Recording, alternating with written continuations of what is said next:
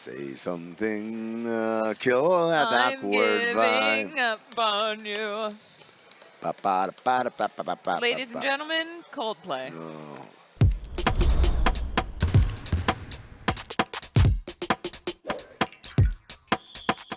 Welcome to Oddball. I'm Amin Elhassan. That over there is Charlotte Wilder. Got a delightful show for you today. We've got bold and spicy. Bold or spicy? And bold / spicy. We got that coming up. Also, NBA life coach comes back for us to help work out through some issues, huh? I think we're going to do an amazing job.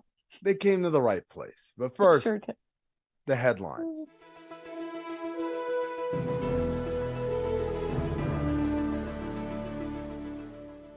The Phoenix Suns outlasted the Utah Jazz 140-137 in double overtime Sunday night, with Kevin Durant securing the victory with a buzzer-beating block of Lauri Markkanen's tie-attempting corner three. Afterward, Durant tweeted out, "When I get you paid, you don't DM me and send a small percentage to my Cash App. But when them parlays don't hit, I'm every name in the book. Y'all ain't real." It's a good time to remind everybody, DraftKings Sportsbook. That's where you go to place all your parlays. Trust me. Use promo code LAF. Help your boy out a little bit. Yeah. Cash App us while you're at it. Cash App us. Very dangerous game. Cash ass up. Cash. There it is. Okay. All right. The danger has been realized. You know, Durant's been on a little bit of a heater on Twitter lately. He brought back this classic from the archives from 2010, talking about history repeated itself this morning. You know, it's funny because it is a time capsule. This is the weird thing about Twitter, Charlotte, is this is Durant in 2010. This is Durant who's like 22 years old, 23 years old, something like that. You know, young man, and you're not quite realizing that putting all your thoughts out there is not exactly going to work out the best. But I like how he has fun with it. It's like looking at baby pictures, right? Yeah. I also like that he still agrees with himself. It's like a time capsule, but also it's not. It's a time capsule, but it's also how he feels today, which is almost more impressive. The time loop. Ooh, terrifying thought.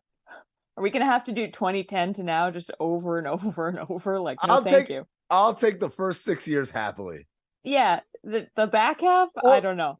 All the way up to the merger of Marriott and Starwood. That was the pinnacle of 2016 for me. I was thrilled. I said, it can only go down from here. And boy, was I right. If I had a Marriott point for every time that you brought up the Marriott Starwood merger, I'd have a free vacation. One of the top 5 moments of my life. And that includes the birth of my children. Oh my God. Okay. Yeah. Well, folks, James Harden finally did it. The Clippers won a game. Harden hit a clutch 3 to help the Clippers beat the Rockets in their first win since Harden joined the team. It was a 4-point play. So congrats to James. Woo! How many games they got left?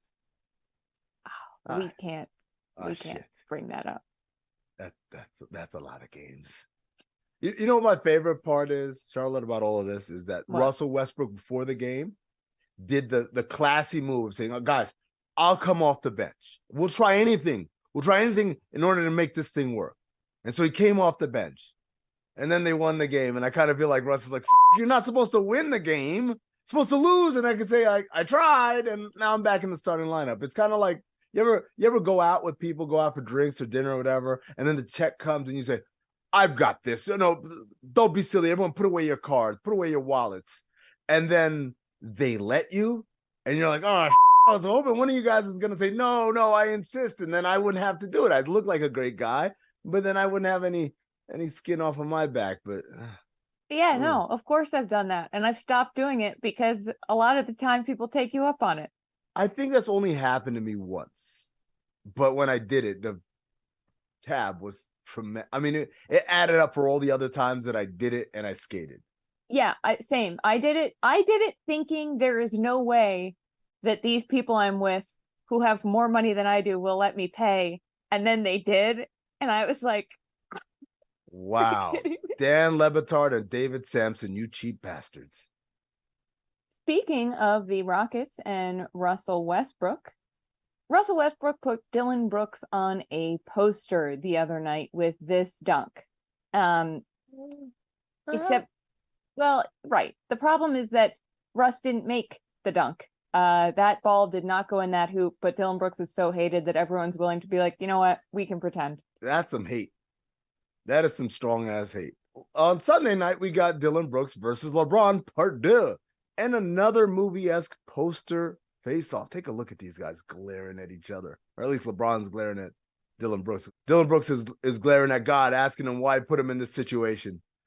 Later in the game, LeBron received a technical foul for shoving Dillon Brooks. He also hit Dillon with the too little celebration. Charlotte, do you know who the first person was to enact the too little celly? No, I don't. It was Russell Westbrook. See how that came full circle? No way. Yeah, Tim McMahon of ESPN wrote a whole expose. He did the research. He went back in history in the archives to discover who the first person was to do that celebration. It was Russell Westbrook. You live and you learn. I love when it comes full circle.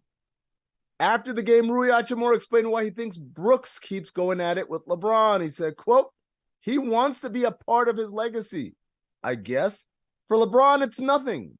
It's actually good for him. It gives him motivation. Which raises a question. Is it nothing? Or does it give him motivation? Because those seem like the opposite things to me. But hey, what do I know? I'm not a doctor. In our contractually obligated segment about Victor Wembanyama, the Spurs have now lost 8 straight games. Remember when they were good? Pepperidge Farm remembers. Shaquille O'Neal said he wants to be involved with a potential NBA expansion to Las Vegas, saying he will do it with LeBron or without LeBron. And I think that I'm going to start saying, like, if I have to do a chore, it's like, I'm going to go get groceries with LeBron or without LeBron, because I won't be lying. You know, he still owes me $1,000 from training camp in 2008 in Tucson, Arizona. LeBron or Shaq? Shaq owes me $1,000 from training camp. And the way I figure with interest and everything, that's at least like a healthy minority stake in a franchise. With inflation, are you kidding me? Oh, yeah. At the very least, a Papa John's franchise. I mean, come on. The NBA is requiring the Charlotte Hornets' LaMelo Ball to cover a tattoo below his left ear that violates league rules against exposing commercial logos on player bodies. That sounds tawdry. LaMelo's tattoo in question is the initials LF for his middle name, LaFrance. His father named him LaMelo LaFrance. Okay. And now LF, LaFrance, is also the name of his clothing brand. So that logo, as you can see, creates some issues there, Charlotte. Yeah, I have some questions. Like, you should be able to have your name even if it's also a brand, but I mean, whatever. It also just draws way more attention to it if you have it covered up. But I feel like LaMelo should get BBB for Big Baller Brand tattooed on the other side of his neck, and then just so he has to cover it up. And I don't even really know where I'm going with this. I mean, it just feels like something that the Ball family would do. It's funny you should mention this, Charlotte, because the last player who was publicly admonished for having a tattoo of a brand on them exposed was Lonzo Ball with the Triple B brand. This isn't even the first time the Ball family has been through this. Amazing. Mwah! I miss LeVar Ball so much. He reminds me of a simpler time. When LeVar Ball was our only problem, I was a happy camper. In other news, in sad news for me, sort of, I don't know. I'm all over the place with this one. Jaylen Brown said he, quote, couldn't stand Marcus Smart when Brown first got to Boston. And now the two, what? I said me neither. Yeah, well, okay, now the two are very close. So we're still not close.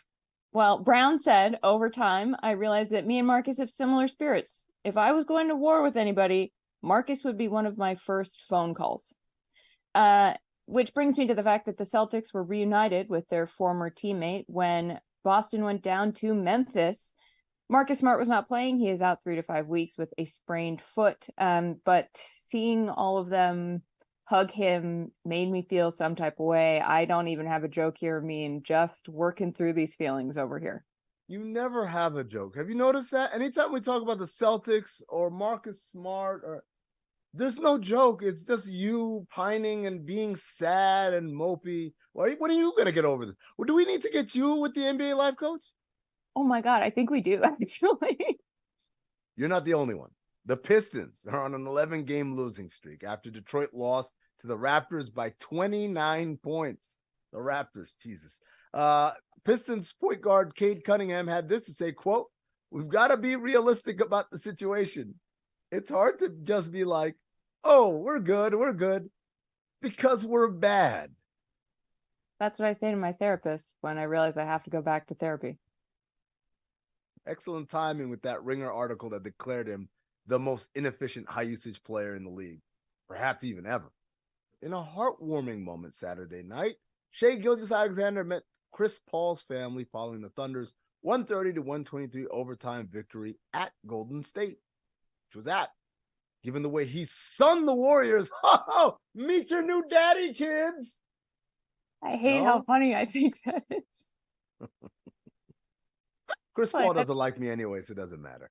Mitchell Robinson made Knicks history this weekend by moving up to third on the Knicks' all-time offensive rebounds list behind Charles Oakley and Patrick Ewing. Congrats, Mitch. Can't wait for you to join the ranks of other historically great Knicks who have been harassed by Madison Square Garden security. Well, also, New York is the rebounding capital of the world. It's the place where you go when you break up with your small-town boyfriend looking for a taste of big city life before you move back to your small town in a Hallmark movie to marry the owner of a pumpkin patch / Christmas tree farm. Happy holidays, everybody at home. Giannis Antetokounmpo addressed media concerns about the Bucks' start and preached patience. Come on, man. We got 69 more games. 69. I like that number. 69, huh? The Bucks official account posted that. That wasn't just something that someone shaved down or anything. The Bucks official account did just that clip. I also feel like Giannis just discovered an internet joke that's been declared dead for years, the way he just discovered bratwurst. It's like somebody show this man all of the American treasures. The Bucks are 9-4, by the way. What are we being patient for? They're 9-4. Charlotte, get your ranch dressing and / or glass of milk ready. It's time for bold or spicy. And spicy? Or? Either. Whatever. Or spicy. Bold / either spicy. Spicy. And bold. Charlotte, do you like chicken wings? Yeah, I actually really, really love chicken wing. Awesome, me too. Do you like them bold or spicy? I never know which is which, so I love a good buffalo sauce. There you go. It's bold or spicy. This is a game where we're given topics, statements, and we got to rate them on a scale of 1, very mild, to 10. Spicy meatball or bold, I don't know. Either way, Charlotte, are you ready? I'm very ready. Ausar Thompson, one of the famed Thompson twins from Overtime Elite, who is having a great season so far for the Pistons, will win Rookie of the Year. So on face value, I think this sounds pretty spicy because most people would assume that it would be Victor Wembanyama or Chet Holmgren. But I also feel like this is when it's sometimes most likely that it is somebody else, especially because Ausar is playing so well. So I'm going to say, let's give this a 6.5. Whoa! I think it's Somebody's out more here been playing probable. hot ones. I think it's more probable than, this assumes everybody stays healthy too. So I don't know. It's going to be Victor Wembanyama, isn't it? I don't know. Right. I want to be like, I want to say that there is a possibility, but to be fair, Victor's come down to earth a little bit recently after a hot start, and so it's a marathon. Remember, we're just about less than 15 games into this thing.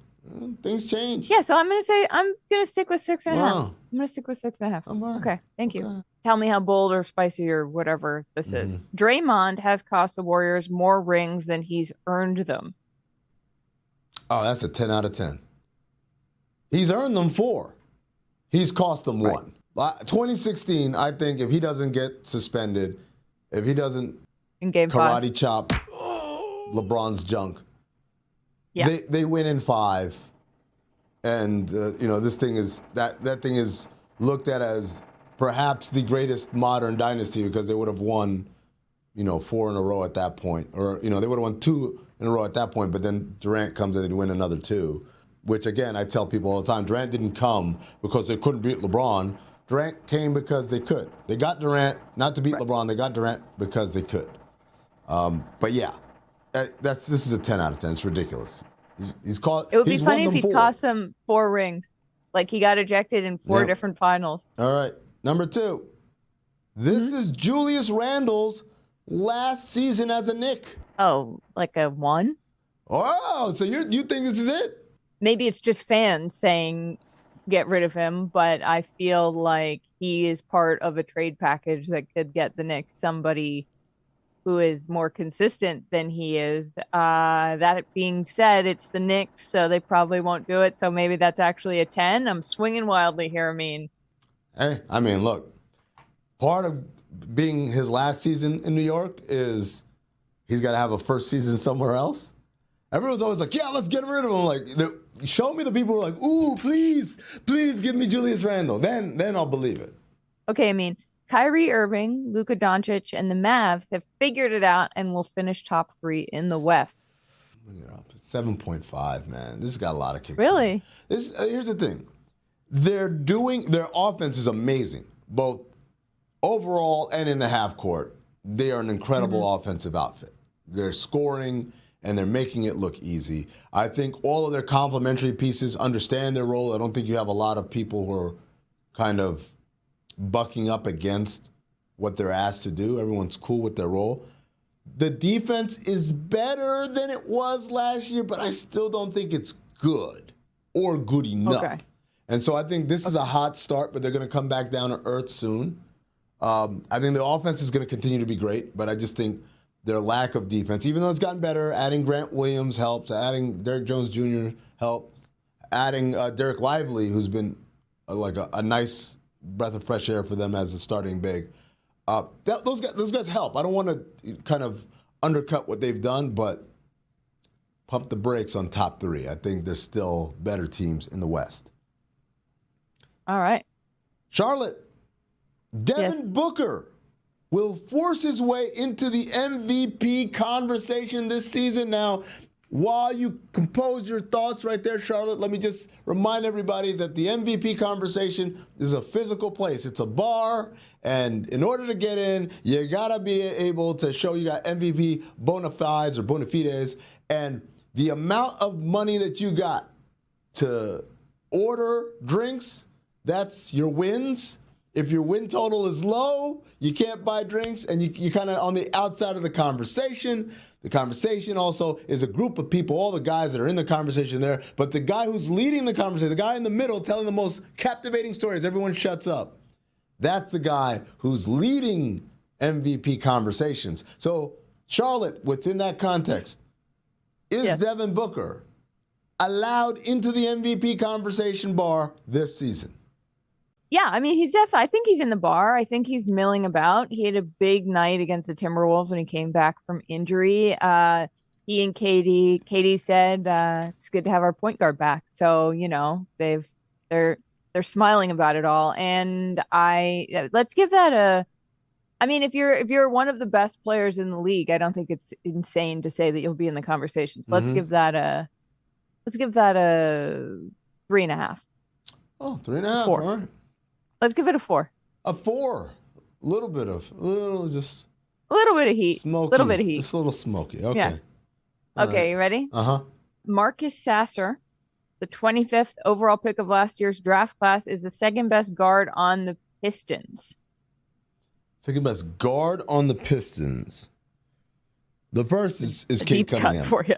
Cade Cunningham obviously is. So basically what we're saying is Marcus Sasser better than Killian Hayes, and is he better than Jaden Ivey? And Alec Burks and Monte Morris, but those guys have been hurt. This is interesting. I'm going to say, wow. All right, this is I'm before I give the score, I'm going to walk you through my thought process. I think Sasser right now is obviously very productive in a way that Jaden Ivey hasn't had the opportunity to show. He kind of closed last year a little better. He started this year a little better, but he's been hurt, so there's been some missingness there. I think Jaden Ivey's ceiling is a lot higher, but obviously Sasser right now is playing better right now. I think he's better than Killian Hayes. Killian Hayes, I don't know. I don't get the appeal. I still don't, but God bless him for believing in him. And then Alec Burks and Monty Morris. I think those guys, when healthy, are better, but not for this team, if that makes sense. Like, those guys need to go play for good teams. Yes.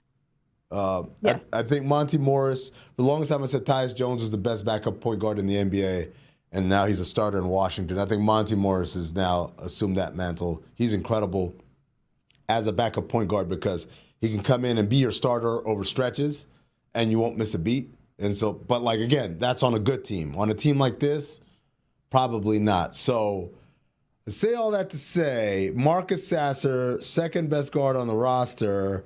I'm going to call it, this is the 6 2/3. This is the 6-6-6-6-6. I think situationally, yes, for right now, but not long term and not in different situations, right? If I were the Suns, for instance, I wouldn't want Marcus Sasser. I would want Monty Morris.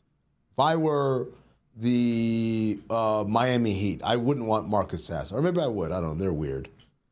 6.66. There you go. 6.6. Well, as nobody ever says on the internet, context is everything. Yep. I mean, that's been our spicy, bold, and spicy, or is it hot? And now, a session with an NBA life coach.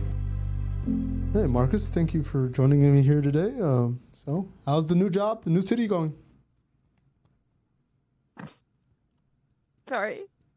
No, take your time. I mean, I do have an appointment after this, so, but also take your time.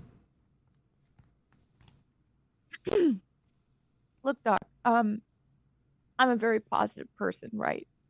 Mm-hmm. I'm a positive person.